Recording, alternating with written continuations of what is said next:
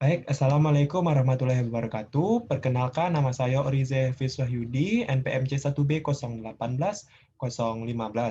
Di sini saya akan menjelaskan tentang materi suku bunga, yang mana pengertian dari suku bunga itu tersendiri.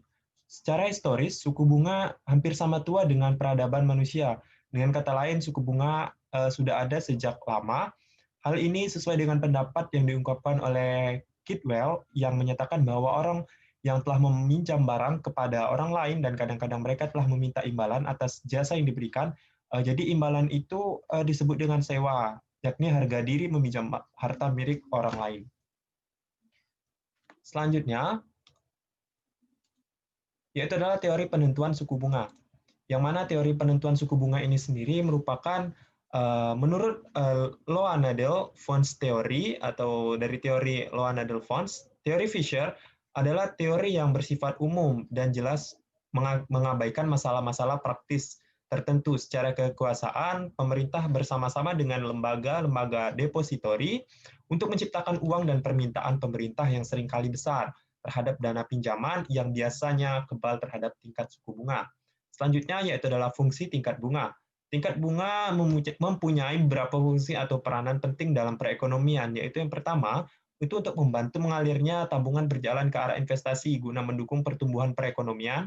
Yang kedua, mendistribusikan jumlah kredit yang tersedia.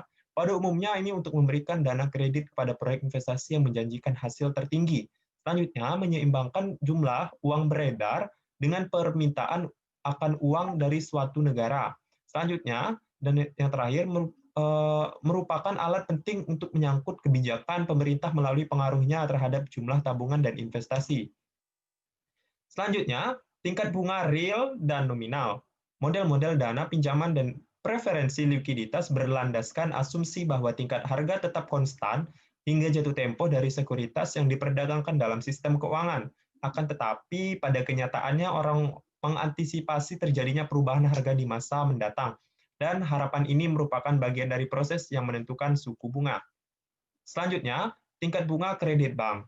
Bank dalam operasionalnya secara umum berfungsi untuk mengumpulkan dana dan membayar bunga kepada nasabahnya dan menyalurkan kredit dan menerima bunga dari debitornya. Oleh karena itu, pendapatan bank baru ada jika pricing kredit lebih besar dari cost of fund. Selanjutnya yaitu adalah struktur suku bunga. Determinan struktur suku bunga.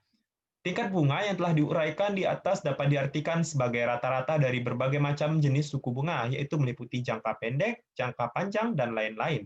Struktur tingkat bunga dalam sistem keuangan terutama ditentukan oleh determinan sebagai berikut. Yang pertama yaitu adalah jangka waktu dari klaim keuangan, karakteristik perpajakan dari klaim keuangan, derajat risiko tunggakan dari klaim keuangan, kemudahan pemasaran dari klaim keuangan, dan faktor-faktor lainnya.